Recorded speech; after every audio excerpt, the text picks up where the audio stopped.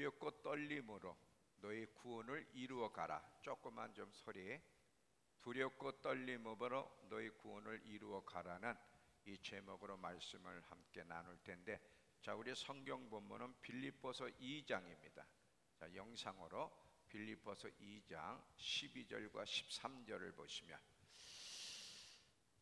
자, 사랑하는 여러분, 그러므로 여러분은 내가 그곳에 있을 때뿐만 아니라 내가 없는 지금에도 더욱더 두렵고 떨리는 마음으로 여러분의 구원을 계속 이루어 가십시오.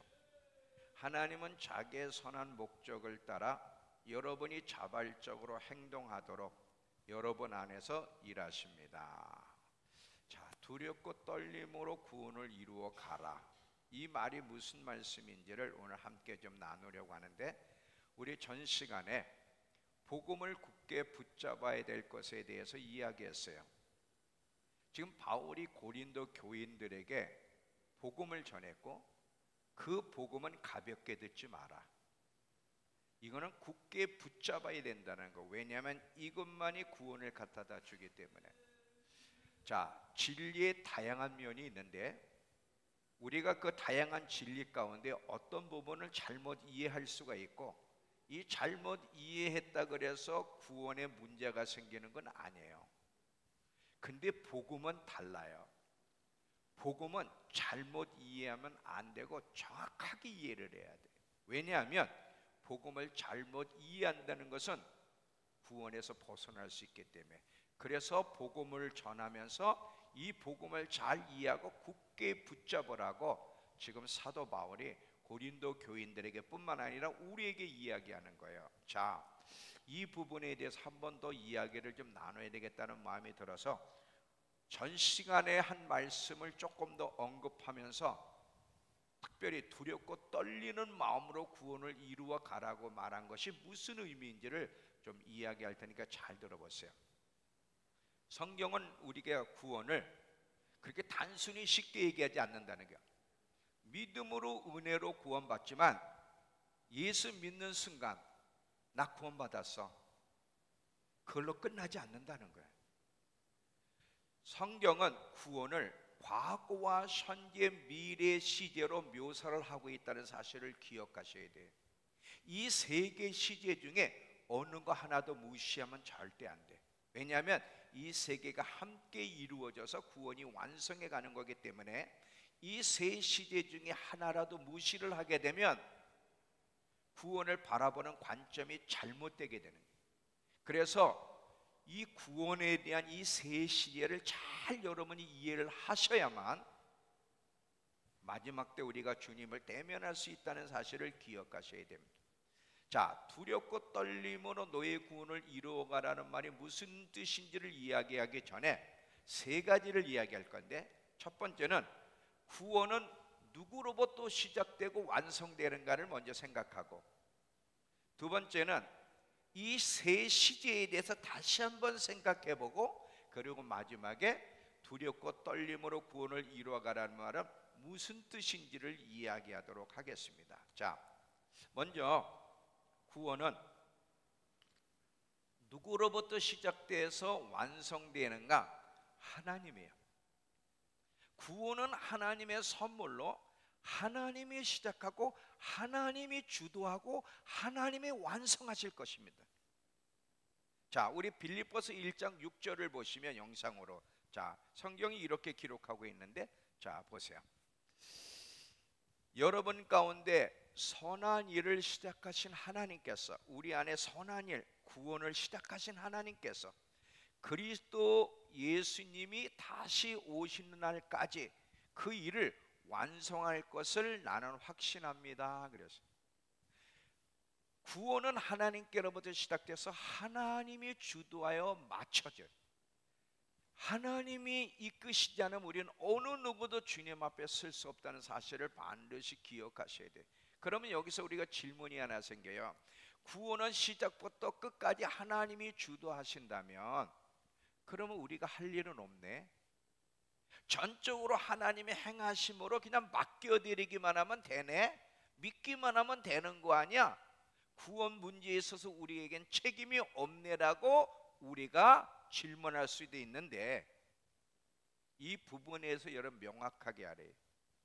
우리의 할 일은 있다. 우리 할 일이 없는 게 아니에요.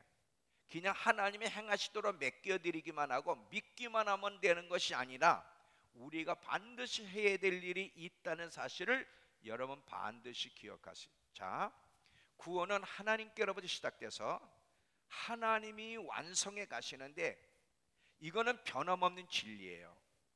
이 안에 이제 우리의 역할들이 있다는 것을 이제 제가 오늘 두렵고 떨림으로 구원을 왜 이루어 가야 되는지 그때 가서 제가 설명을 할 테니까 잘 들어보세요. 자, 두 번째로 우리가 생각하기 위해서 이 구원 여정의 시제인데, 구원 받았다, 구원 받고 있다, 구원 받을 것이다. 이 세 가지 시제에 대해서 다시 한번. 자, 사람은 영과 혼과 육으로 구성되어 있죠. 인간이 하나님께 범죄함으로, 아담이 하나님 말씀에 불순종하여 범죄함으로 죄가 세상에 들어옴으로 말미암아 첫 번째 영이 죽습니다. 사람의 영, 하나님이 영이신데 그 하나님의 영처럼 우리에게도 하나님이 영을 주신 것은 하나님과 교제하라고. 영이 있어야 하나님을 느낄 수 있고 교제할 수 있고 영적인 감각이 생기는 거예요. 그런데 세상 사람들은 영이 죽어 있는 상태에서 혼과 육으로만 살기 때문에 아무리 그들은 이야기해도 하나님의 존재를 믿을 수 없고 느낄 수 없고 관심도 없어요. 근데 그리스도인들만 하나님의 관심이 있고 하나님을 가까이 하고 느낄 수 있는 이유는 영이 살아났기 때문에 그런 영이에요.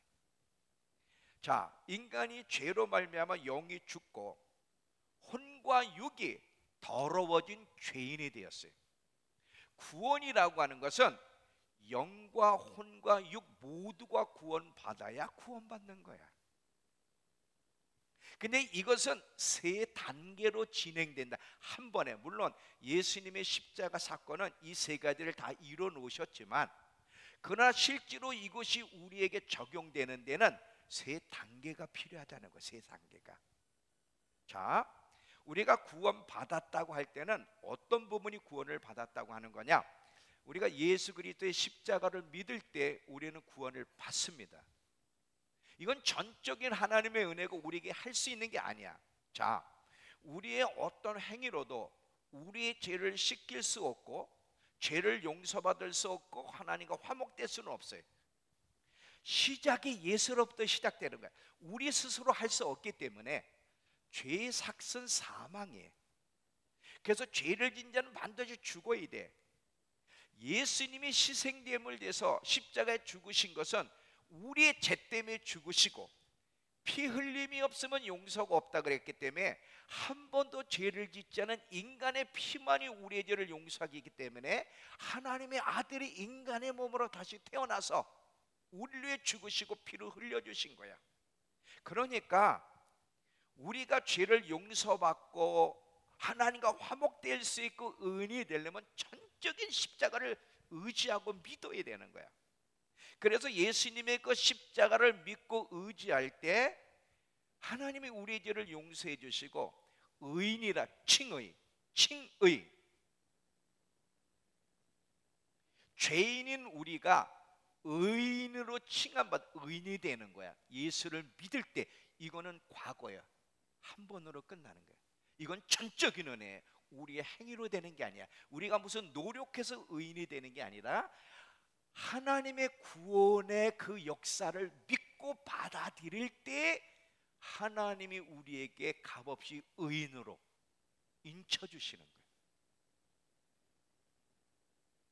그래서 이제 하나님과 화목하게 됐고 하나님과 교제할 수 있게 됐는데 이건 전적인 은혜야. 사람이 무슨 행위를 해서 되는 게 아니야. 이건 믿을 때, 이 하나님의 십자가 사건을 믿을 때 하나님 아들의 생명이 우리에 들어오고 우리가 새 사람이 되고 하나님의 자녀된 권세를 받는데 이것을 거듭남이라고 그러는 거예요. 근데 이 거듭남은 영혼 육 중에 어느 부분이 거듭나는 거냐? 영이 사는 거야. 영이. 의인이 됐을 때 바로 이 영, 그래서 이 영이 살았기 때문에 구원을 받았다고 하는, 구원이 시작된 거예요. 아직 우리에게 뭐가 남았느냐? 혼과 육의 구원이 아직 남았다는 사실을 반드시 기억하셔야 돼요. 영은 살아났어요. 영은 회복이 됐어요. 그래서 예수 믿는 사람들이 하나님을 예배 때든 개인적으로 기도할 때든 집회 때든 하나님의 은혜를 맛보고 그분의 음성을 듣고 불을 받고 변화를 경험하는 것은 영이 살았기 때문에 그러는 거예요.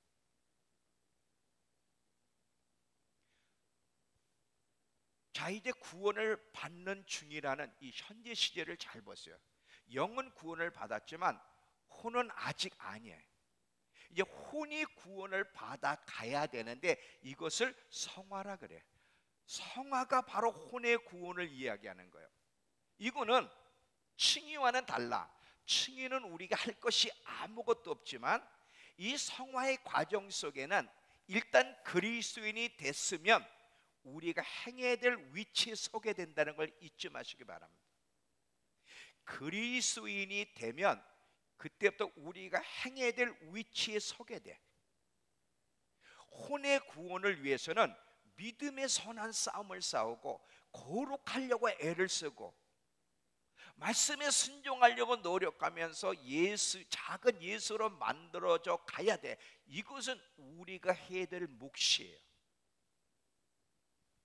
물론 여기에도 예수님의 도우심이 필요하지만 이 성화의 과정 속에, 칭의의 과정 속에서는 우리가 할 역할이 없어. 그냥 주님의 그 구원의 역사를 믿고 받아들이기만 하면 되는데 성화의 과정 속에서는 하나님이 하실 부분과 우리가 해야 될 부분이 있다는 것을 기억하십시오. 성화는요, 성화의 과정은 절대로 소극적이지 않아. 소극적이라는 게 무슨 말이냐면 그냥 하나님께 맡기면 돼. 믿음으로 성화될 것을 그냥 받아들여. 그러면 온전하게 될 거야. 이게 소극적이야. 나는 할 게 없는 거야. 수동적. 이거는 성화의 과정 속에 틀린 소리예요. 성화는 적극적이고 능동적이고 여기에는 하나님의 명령이 주어져 있다는 것을 기억하시기 바랍니다. 자, 한번 어떤 명령들이 주어져 있는지 한번 영상으로 띄워보세요. 자, 두렵고 떨림으로 너희 구원을 이루어 가라야. 여기서부터는 의지 작용이 필요한 거야. 칭의에는 우리가 할 것이 없어. 그냥 하나님의 역사를 받아들이면 돼. 근데 성화의 과정 속에서는 적극적이고 능동적으로 하나님 말씀에 순종하는 의지의 행동이 필요한 거야. 두렵고 떨림으로 구원을 이루어 가야 되는 거야. 믿음의 선한 싸움을 싸워야 되는 거야. 성령을 따라 행하라. 그리하면 육체의 욕심을 넘겨야지. 육체의 욕심을 이루지 아니하리라야. 오직 너희를 부르신 거룩한 신 이처럼 너희도 모든 행실에 거룩한 자가 되라는 거야. 여기서는 우리의 의지를 강조하고 있어요. 날마다 우리의 자아가, 옛 자아가 드러날 때마다 그 자아를 십자가에 못 박고 미워하는 마음, 다투려는 마음, 불평하려는 마음, 이런 옛사람의 모습이 드러날 때마다 그걸 십자가에 못 박고 하나님 말씀에 순종함으로 하나님의 성품을 이루어 가야 되는 거예요. 이해가 되세요? 많은 사람들이 이걸 몰라. 끝났다고 생각하는 거야. 예수 믿음과 동시에 이제 구원의 문제는 끝났다고 생각하는 거야. 그러면서 아주 못된 모습들이 그대로 드러나잖아. 그러면서 자기 멋대로 살고 그래도 구원 받는다는 거지. 이게 거짓된 가르침이야. 진리는 하나예요.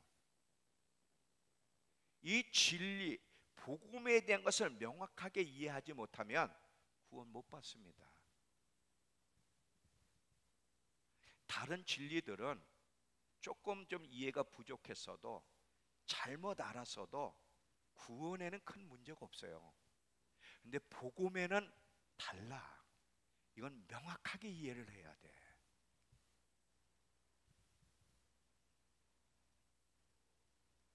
그러면 여러분, 우리가 이제 잘 봐요. 이 성화의 과정 속에는 혼의 구원 문제에 있어서는 우리의 의지가 적극적으로 말씀에 순종해 가야 된다는 거야. 그러면 하나님은 이 성화 과정 속에서 어떻게 관여하시는 거야? 분명히 하나님도 관여하시고 우리도 해야 될 부분이 있는데, 우리 해야 될 부분과 함께 하나님은 어떤 식으로 성화를 이루어 가시는지 관여하는 과정 세 가지를 이해합니다. 자, 이해가 되시는 거예요 지금? 내용 어렵지 않죠? 자, 그러면 하나님이 어떻게 이 성화의 과정 속에 우리를 주님의 형상으로 만들어 가는가? 첫 번째는 다양한 환경으로. 이 다양한 환경은 열악한 환경, 마귀의 맹습을 받게 함으로야. 기쁜 나쁜 소리지만 사실이에요. 여러분 이런 기도요, 나쁜 건 아니지만 직장에서든지 교회에서든지 구역 예배일 때 하나님 마음에 맞는 사람과 구역되게 해주시고 직장에서 마음 맞는 사람과 같이 직장 생활하게 해주세요. 틀린 얘기는 아니지만 잘못된 기도입니다. 왜냐하면 하나님은 우리를 성화시켜가는 일에 마귀의 맹습을 받게 함으로야. 자, 제가 항상 순금을 얘기하잖아요. 학금에는 순금과 광물질, 이물질이죠. 이물질, 이게 섞여 있어요. 여기서 이물질을 뜯어내야 되는데, 뜯어내려면 용광로 속 불 속에 집어넣어야 돼. 한 번 달구면 14K, 이제 어느 정도 뜯어졌지만 아직도 14K 안에는 이물질이 많아. 계속 불 속에 많이 들어갈수록 24K, 70%의 금, 80%의 금, 90%의 100%는 없어. 불 속에 많이 들어가야 100%에 가까운 순금이 나오듯이 우리의 안에 그리스도의 형상을 이루는 것도 똑같아. 방법이 없어.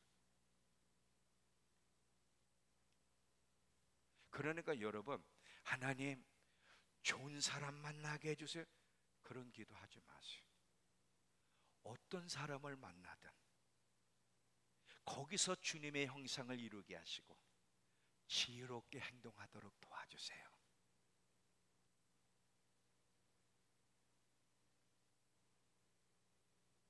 여러분, 우리가 만나는 모든 환경은 다 하나님이 보내신 손길이지 우연한 일도 없고 불필요한 환경도 없어요. 이렇게 이 환경은 나한테 불필요해, 저 사람 만난 건 내 인생에 재수없는 일, 이런 게 없어요. 우연이란, 재수없는 일이란 하나도 없어요.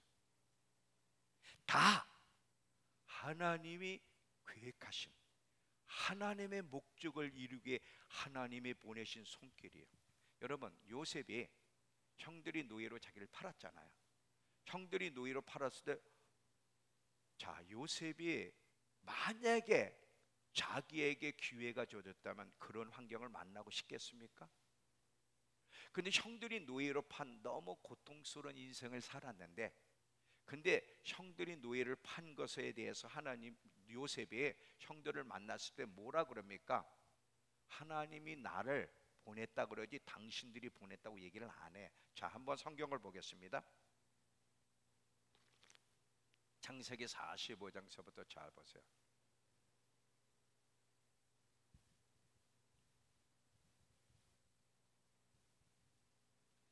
이사야 10장 5절부터 7절, 이자 좋잖아. 너 왜 거짓말 시켜? 자, 앞에 자, 그런즉 나를 이리로 보내니는 당신들이 아니요 하나님이라. 자, 보세요. 형들이 요셉을 노예로 팔았는데 이건 재수없는 일이 아니야. 이건 우연한 일도 아니야. 하나님이 의도하셨다는 거야. 하나님이 계획하셨다는 거야. 그리고 나중에 이제 환란 때 가면 여러분, 적그리스도를 누가 세우느냐? 하나님이. 그래서 하나님이 적그리스도를 세워서 우리에게 공격하게 하시고 이스라엘 민족에게 공격하게 하시는데, 이것도 누가 하신 일이냐? 하나님이 하셨다는 거예요. 자, 한번 보세요. 이사야 10장 5절부터 7절, 그 다음이지? 자, 아수르 사람, 여기서 아수르 사람은 적그리스도를 이야기하는 이름이야. 아수르 사람은 마지막 때 있을 일인데, 화 있을진저 그는 내 진노의 막대기요 내 손의 몽둥이는 그 손의 몽둥이는 내 분노라. 하나님이 진노할 때 그를 도구로 쓴다는 거예요. 내가 그를 보내요. 이 말 잘 봐요. 내가 그를, 아수르 사람 적그리스도를 보내요. 경건하지 아니한 나라, 즉 이스라엘이에요. 경건하지 아니한 나라 이스라엘을 치게 하며, 내가 그에게 명령하여 나를 노하게 한 백성을 쳐서 탈취하며 노력하게 하며 또 그들을 길거리에 지는같이 짓밟게 하려 하였거니와. 하나님이 그렇게 했는데, 근데 이 아수르 사람은 그 이상을 한 거야. 그의 뜻은 이같이 아니하며 그 마음의 생각도 이같이 아니하며, 다만 그 마음은 허다한 나라를 파괴하며 멸절하려 하는도다. 자, 보세요. 하나님이 이스라엘 백성을 정금같이 만들고 우리 교회를 정금같이 만들기 위해서 적그리스도를 세울 때 너는 요만큼만 때려라, 요만큼만 때려. 근데 적그리스도는 아주 없애버리려는 거야. 하나님의 의도를 모르고. 그래서 오히려 하나님의 도구가 된 적그리스도가 하나님의 심판받는 얘기예요. 이해가 되세요? 악인을 누가 붙이신다고요? 하나님. 왜요? 자기 백성을 정금같이 만드시게. 정금같이. 그러니까 여러분 잘 들어보세요. 성화의 과정 속에 하나님은 어떻게 관여하시느냐? 다양한 환경을 통해, 다시 말하면 역경, 우리가 원하지 않는 환경을 통해서 하나님은 먼저 우리의 실체를, 자, 아까도 여기 보면 용광로 속에다가 이 합금을 집어넣으면 이물질, 광물질이 뜨고 순금은 가라앉아요. 그러니까 하나님이 우리에게 역경을 주시는 이유는 우리의 그 모난 모습을 드러내는 거예요. 여러분, 원수 같은 사람 만나봐요. 정말 함께하고 싶지 않은 사람 만나보세요. 딱 우리의 반응을 보라고, 우리의 말을 보라고, 우리가 누구인지를, 우리의 그 옛사람의 하나님이 기뻐하지 않는 모습이 톡 드러나는 거예요. 그러면 이제 이거를 제거를 하는 거예요. 그러니까 역경을 만나게 하시는 이유는 우리의 고쳐야 될 모난 부분을 드러내고 그걸 보라는 거야. 그리고 나서 이제 하나님이 우리를 만들어 가시는 거거든요. 이 과정 속에는요, 역경이 필요한 거예요. 그러니까 여러분이 지금 인생 속에서 나는 참 좋은 사람만 만나서, 그 좋은 소리 아니에요 그거. 난 참 괜찮은 사람만 만났어. 당신이 거듭난지 돌아봐야 돼. 진짜로 거듭났는지. 진짜 거듭난 사람이면 그렇게 할 수가 없어요. 왜냐? 저나 여러분이 다 모난 모습이 있기 때문에 절대로 좋은 사람만 만날 수가 없는 거예요. 두 번째로 하나님이 어떻게 관여하시냐? 징계를 통해서. 자, 첫 번째는 역경, 환경을 보내심으로, 두 번째는 징계하심으로. 자, 역경을 보내는 것과 징계하는 것과 똑같습니까? 다릅니까? 달라요. 어떻게 달라? 글자가 다르잖아. 다른 거, 내용에. 징계는요, 매를 때리는 겁니다. 잘 들어봐요. 그 사람, 하나님이 누군가를 징계할 때 그 사람에게 고통을 주는 거야. 근데 이거는요, 죄에 대한 값을 지불하는 게 아니야. 우리의 죄값은 누가 지불했어요? 예수님이 지불하셨어요. 우리의 죄값은 끝난 거야. 우리는 하나님의 사랑받는 자녀야.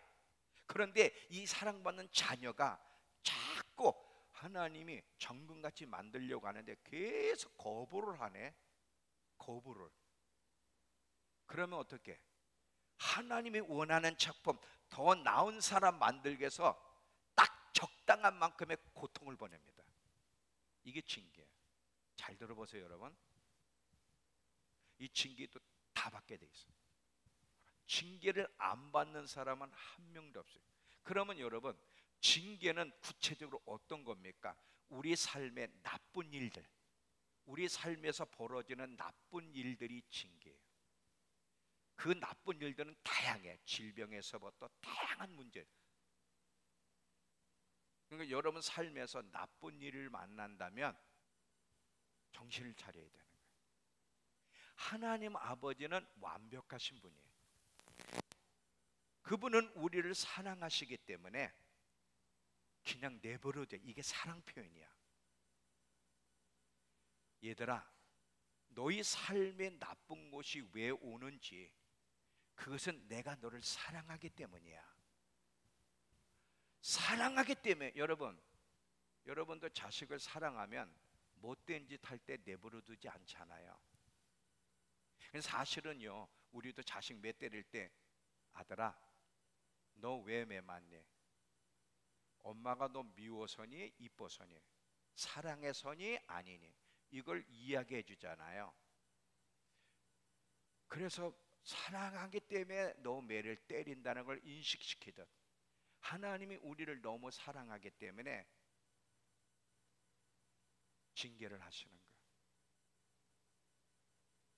근데 여러분, 이 징계, 이건 하나님 손에 빠지는 게 무섭다는 거 알아야 돼. 이 징계에서는 시브리서 10장 31절을 가보시면, 시브리서 10장 31절에 여기까지 가면 시브리서 10장 31절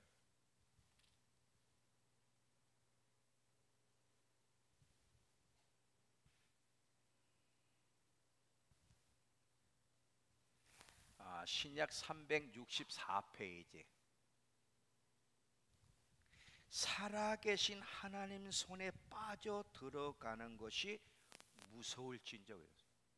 여러분, 하나님 손에 징계의 수준까지 가면 두려워해야 돼.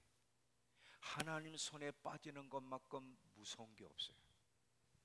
그런데 여러분, 너무 담대해.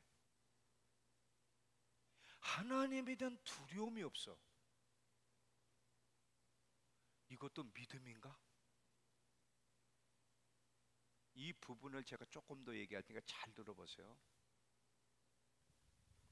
우리는 반드시 이 지식을 가지고 있어야 돼.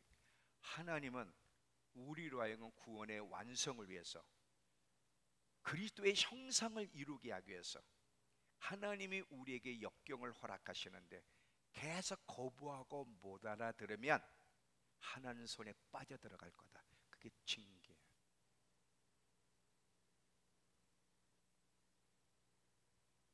그 징계는 사랑하기 때문이야. 자, 시브리서 12장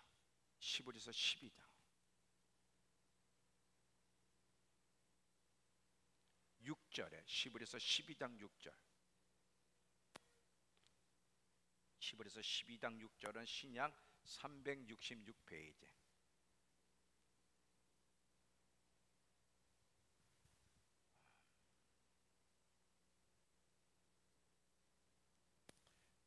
시브리서 12장 6절.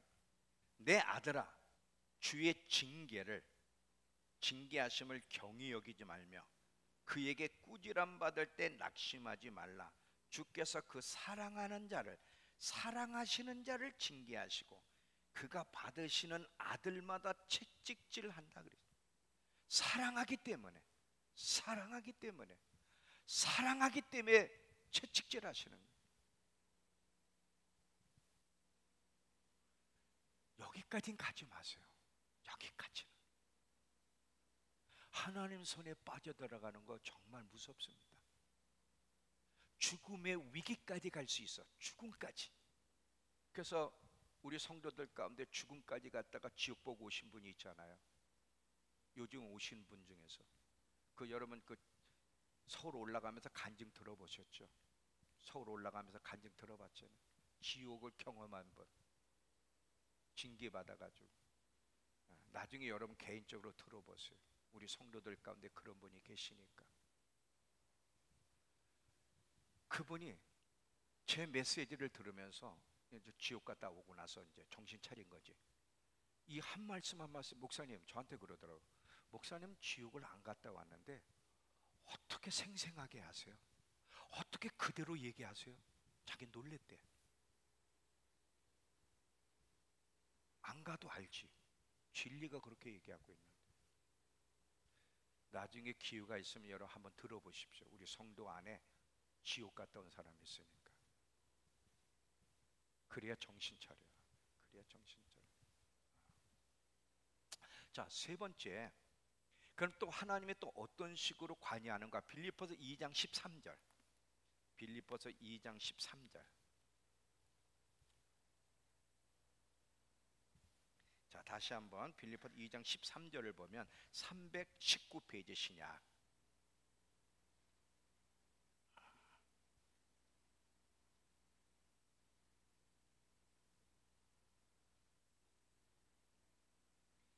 너희 안에서 행하시는 이는 하나님이시니 자기의 기쁘신 뜻을 위하여 너희에게 소원을 두고 행하게 하신다. 자, 이거 세 번째는요. 자, 우리 안에 영적인 선한 소원들이 있죠. 아, 내가 이렇게 살면 안 돼.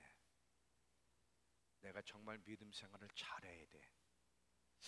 요즘 기도가 소홀히 됐는데 정말 기도 생활 잘하고 예배 자꾸 빠지지 말고 정말 예배 잘 드려야지. 이건 아주 선한 소원들이거든.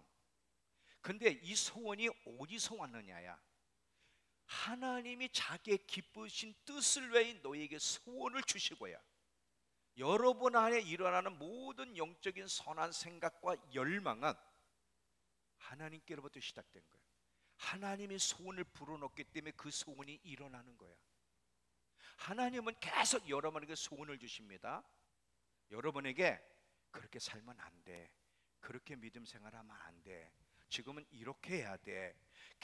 계속 여러분에게 선한 소원이 일어나는 거는요, 여러분이 잘나서 일어나는 것이 아니라 하나님이 여러분에게 하나님의 기쁘신 뜻을 소원으로 불러 일으키시고 그것을 행할 수 있는 능력을 주신다는 거예요. 그러면 행할 수 있는 능력은 어떻게 주세요? 잘 봐요.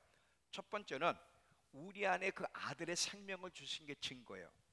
만약에 아들의 생명이 안 들어왔다면 선한 소원도 없고 그렇게 행할 능력도 없는데, 하나님의 생명이 들어왔기 때문에 선한 소원이 일어나고 그렇게 행할 힘이 생기는 거야. 뿐만 아니라 순간순간 은혜를 받잖아요. 여러분, 혼자 개인적으로 하나님과 교제하다가 성경 읽다가 탁 주님이 만져주심을 경험할 때가 있고, 예배에 왔는데 너무 지치고 힘든데 예배에 왔는데 갑자기 예배 이 순간 지치고 힘든 나에게 하나님이 만져주셔서 다시 힘을 얻고 은혜를 경험하는 순간이 있어. 또 집회 때, 이번 컨퍼런스가 막 집회 때 어떤 사람은 불을 받고 어떤 사람은 막 회개가 일어나고 어떤 사람은 새로워지는, 이렇게 개인적으로든 예배 드릴 때든 집회 때든 이렇게 은혜를 주시는 이유는 하나님이 주신 소원을 행동으로 옮기려고 능력을 주시는 거예요. 문제는 그걸 오래 유지 못한다는 건데, 왜 오래 유지 못하는지는 오늘 저녁에 또 얘기할게요. 저녁에. 계속 하나님은 계속해서 우리의 마음속에 하나님이 기뻐하시는 뜻을, 너 언제까지 핸드폰에서 시간을 보낼래? 너 언제까지 그렇게 기도 안 하고? 언제까지 그렇게 너 나 의식 안 하고 살래? 계속 하나님이 우리 마음속에 지적을 하세요. 그래서 우리 안에 선한 생각을 불러 일으키셔요. 그리고 할 수 있는 힘을 주신다고. 이렇게 해서 하나님의 관여를 하세요. 역경도 주시고 징계도 하시지만 선한 소원을 불러일으키시고 행할 힘을 주셔서 계속해서 성화되어 갈 수 있도록 우리를 이끄신다는 거죠.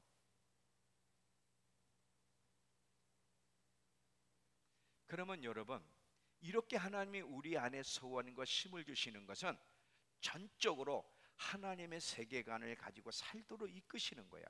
세상 세계관이 아니라 하나님 세계관으로. 그럼 하나님 세계관으로 살려면 구체적으로 어떻게 해야 돼? 첫 번째는 세상을 멀리해야 돼. 자, 여러분, 이 세상의 실체를 여러분이 잘 아셔야 되는데, 우리의 성경 요한일서 2장 15절 17절 영상으로 봅니다. 왜 세상을 멀리해야 되는가?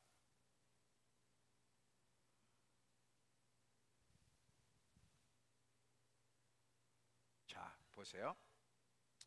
이 세상이나 세상에 있는 것들을 사랑하지 마라. 누구든지 세상을 사랑하면 아버지 사랑이 그 안에 있지 아니하니, 이는 세상에 있는 모든 것이 육신의 정욕과 안목의 정욕과 이생의 자랑, 육체의 정욕을 만족시키고 눈의 안목, 눈의 정욕을 만족시키고 이생에 막 자랑하게 하는 건데, 다 아버지께로부터 온 것이 아니요 세상으로부터 왔다 이거예요. 그러니까 여러분, 이 세상은요, 세상을 따라가면, 세상의 것으로 즐거워하려면, 세상은 하나님과 하나님께 흥미를 갖지 않고 하나님의 성품과 반하게 되기 때문에 세상을 멀리해야 되는 거예요. 특별히 세상은 누구와 연합하느냐면 육체와 연합해. 이 육체는 하나님의 뜻을 따라 살고 싶어 마음이 없는데, 이 세상의 육체와 연합해서 계속해서 하나님의 뜻을 거부하기 때문에 하나님과 관련된 것을 멀리하게 하는 세상에 대한 관심을 가져서는 안 되고, 육체의 본능에 따라 살아서도 안 되는 거야.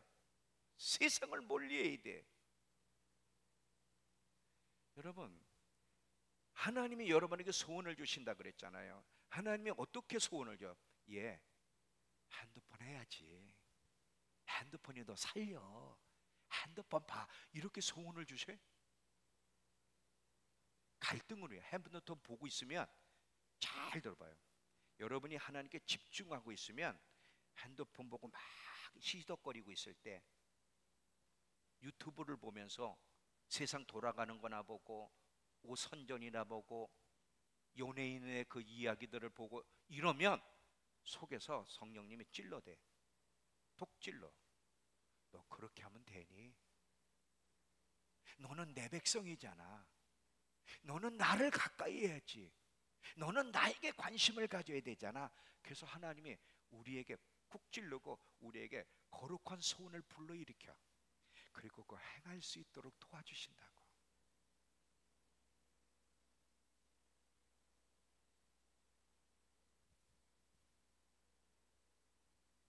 하나님은 세상을 멀리하기를 원해. 육체의 본능을 따라 살지 않도록 계속 우리를 이끄세요. 그러니까 여러분, 하나님과 협력해서 구원을 이루어 가야 되는데, 구원을 이루어 가는 데 있어서 방해물이 우리의 육체요 세상입니다. 사단은 세상과 육체를 이용해서 계속 우리로 하여금 하나님의 뜻에서 벗어나도록 계속 유혹하는 거예요. 하나님께 대해서 멀어지도록 계속 유혹하는 거예요.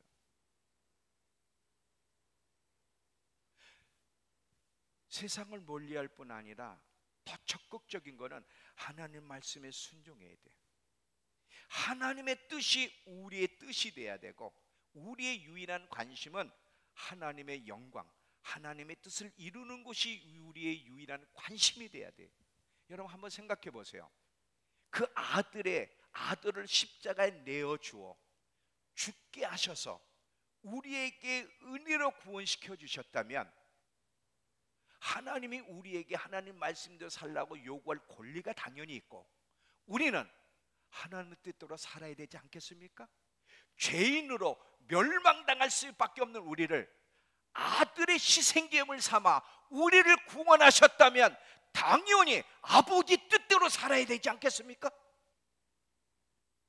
그런데 어떻게 세상을 따라가고, 어떻게 말씀에 순종하지 않을 수 있어요? 어떻게? 한번 상식적으로 생각을 해봐. 그게 옳은 행동인지.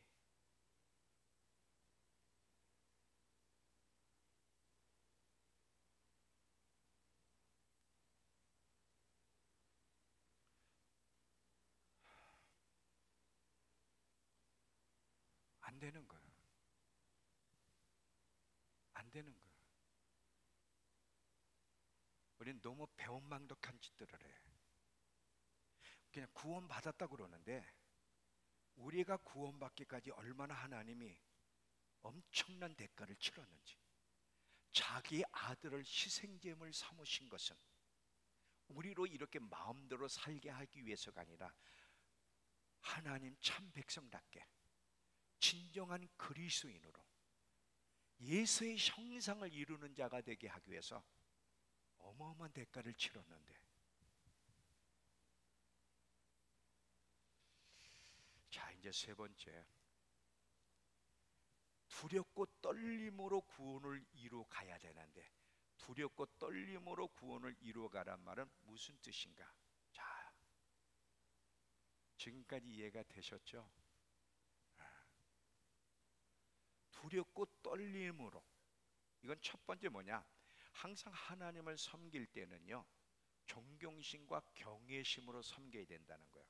우리 노래할 때 친구, 친구, 내 친구, 그거 조심해야 돼. 노래 부를 때 하나님은 우리의 아버지지만 그분은 거룩하신 하나님이야. 우리의 아버지이기 때문에 그분 앞에 연약하고 죄를 지어도 달려나가야 되지만, 그럼에도 불구하고 우리의 아버지는 거룩하신 하나님이야. 빛되신 하나님이기 때문에 항상 존중과 경외심으로 나가야지. 하나님 내 아빠야, 뭐 내가 어떻게 해도 하나님 다 날 용서해, 이따위 식으로 하면 안 돼. 이해가 되세요? 요즘 젊은 애들이요, 얼마나 건방 떠는지 몰라. 하나님 앞에서. 그러면 안 돼. 우리가 연약해도 우리를 용서하신 아버지 앞에 달려나가야 되지만, 그럼에도 불구하고 그분은 거룩하신 빛되신 분이기 때문에, 어둠이 조금도 없는 분이기 때문에 존경심과 경외함으로 떨림으로 그분 앞에 나가야 되는 거야. 이게 두렵고 떨림으로 구원을 이루어가는 첫 번째 의미고요. 두 번째는 왜 우리는 두려워해야 되느냐? 아까 그랬잖아요. 이 세상은 하나님께로부터 우리를 멀어지게 만들고, 또 육체의 본능이 우리를 하나님께로 끌어내기 때문에 우리는 늘 연약해. 연약하기 때문에 은혜를 받아서도 언제든지 세상에 끌려갈 수 있고 육체에 끌려갈 수 있기 때문에 두려워해야 되는 거예요. 안전하진 않아. 아니란 태도는 안 돼. 주님이 오실 때까지 정신 바짝 차리고 두려운 마음으로, 왜? 조심하지 않으면 또 끌려가고 또 은혜를 잃어버리니까. 그래서 항상 주님이 올 때까지 경건한 두려움 속에서 매일매일 한 걸음 한 걸음 조심해서 걸어가야 되는 거예요. 세 번째, 그런 의미에서 우리가 두렵고 떨림으로 구원을 이루어 가야 되는 거고, 세 번째는 아까 그랬죠. 하나님은 너무 우리를 사랑하신다고. 너무 이처럼 사랑하기 때문에 계속 하나님이 경고하시는데도 고집을 부리고 하나님의 뜻에서 벗어나면 하나님에게 징계가 올 때 놀라워하지 마십시오.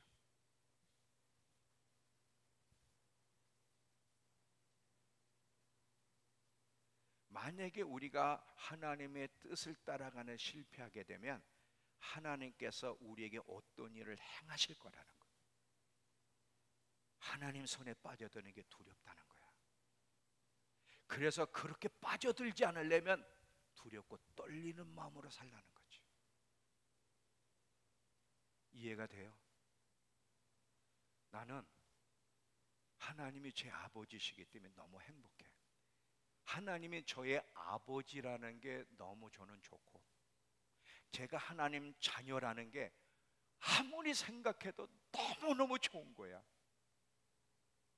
내가 하나님 몰랐을 때, 마귀에게 붙잡혀 있을 때 늘 죄에 뒹구르며 소망 없이 살던 나, 지금은 내가 너무 부족한 것도 많고 자주 넘어지기도 하지만 내가 하나님의 자녀가 되었다는 이 사실, 그리고 하나님이 내 아버지라는 사실을 아무리 생각해도 너무 좋은 거야.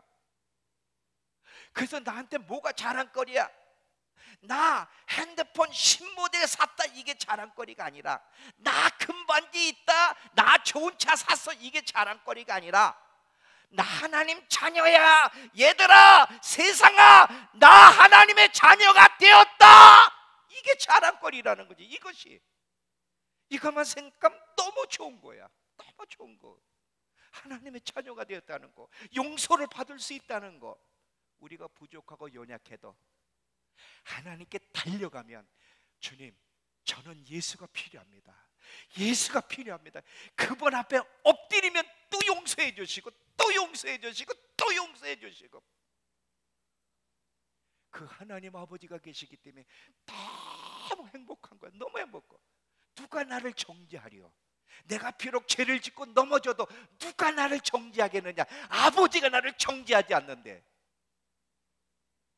여러분, 하나님과 관계는 실질적입니다. 나는요, 매일매일 강조하고 싶은 게 있어. 하나님과 실질적으로 교제하라, 연애해라. 세상의 누구와, 이 세상의 것은요, 잠깐 즐거움이 있을지 모르지만 오래가지 못해.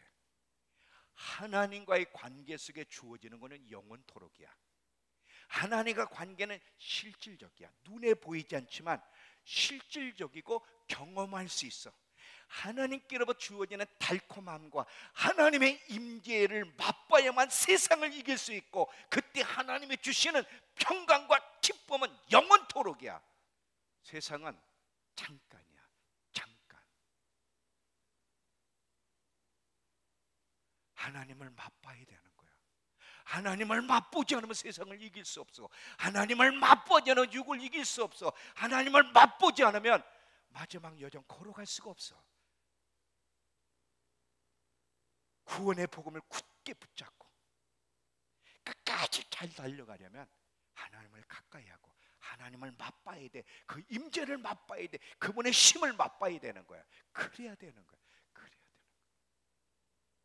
오늘 저녁에 왜 우리는 그렇게 은혜를 주셔도 지속하기가 그렇게 어렵고 금방금방 쏟아내는지, 그걸 저녁에 제가 얘기할 겁니다. 하루하루가 중요해. 하루하루가. 이 하루하루, 여러분, 이 하루하루의 삶의 가치에 대해서 여러분이 이해를 해야 되는데, 이 하루하루의 삶의 가치에 대해서 오늘 저녁에 좀 이야기하려고 합니다. 얼마나 중요해.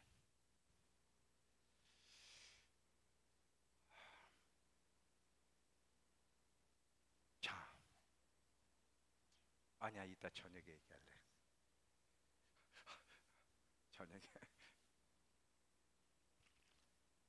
자꾸 유혹이 있는데, 또 계속 길면 또 짜증낼 사람들이, 지금 눈 감고 있는 사람들은 짜증낼 것 같아서 제가 지금, 자, 여기 보세요. 마지막, 왜 두렵고 떨림으로 구원을 이루어가야 되느냐? 아까 그랬죠. 하나님의 징계는 항상 영원히가 아니기 때문에 영원토록. 하나님이 손을 뗄 때가 있다는 거 잊지 마세요. 기회를 뺏을 때가 있다는 거 잊지 마세요. 여러분, 제가 에서 얘기했잖아요. 에서가 나중에 아버지께로부터 축복받아 울고불고 했지만 결국은 축복받을 수 없었다는 거, 그때 제가 이거 설교 많이 했습니다. 여러분, 회개하고 싶어도, 회복하고 싶어도 회복할 수 없고 회개할 수 없는 때가 올 거기 때문에 두려워해야 돼. 그는 왜 에서가 회개할 기회를 잃어버렸어? 그는 너무 멀리 갔어. 너무 멀리 갔어. 가도 어느 정도 가서 돌아와야 되는데 에서는 너무 하나님의 선을 넘어버렸어. 그래서 성경은 계속 우리에게 뭐라고 그래요? 권고하실 때에, 하나님이 권고하실 때에 마음을 강팍해 하지 말라, 강팍해 하지 말라 계속 얘기해요. 왜냐하면 이 하나님 앞에서 가장 끔찍한 행동은 마음을 강팍하게 하는 거예요. 강팍하게.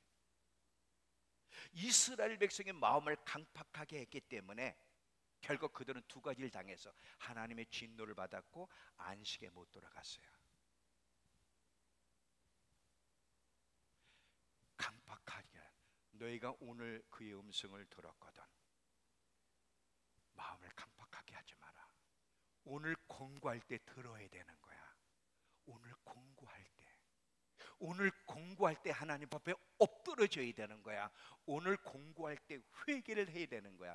계속 거부하면 하나님이 손을 뗄 때가 온다. 여러분 잊지 마세요. 협박하는 거 아닙니다. 하나님이 손을 뗄 때가 온다. 그래서 두렵고 떨림으로 구원을 이루어 가야 되는 거야. 정신 차리고서.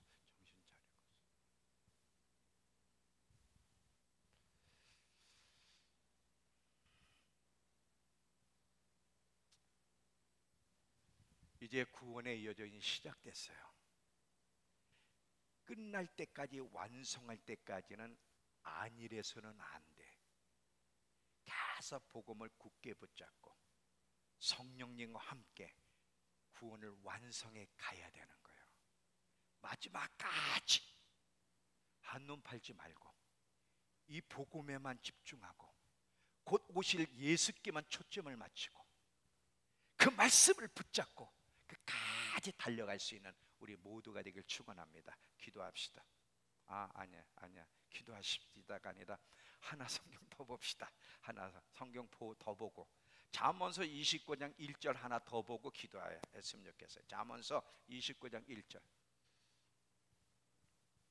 자, 이 말 잘 들어보세요. 우리 한 목소리를 크게 같이 읽습니다. 시작.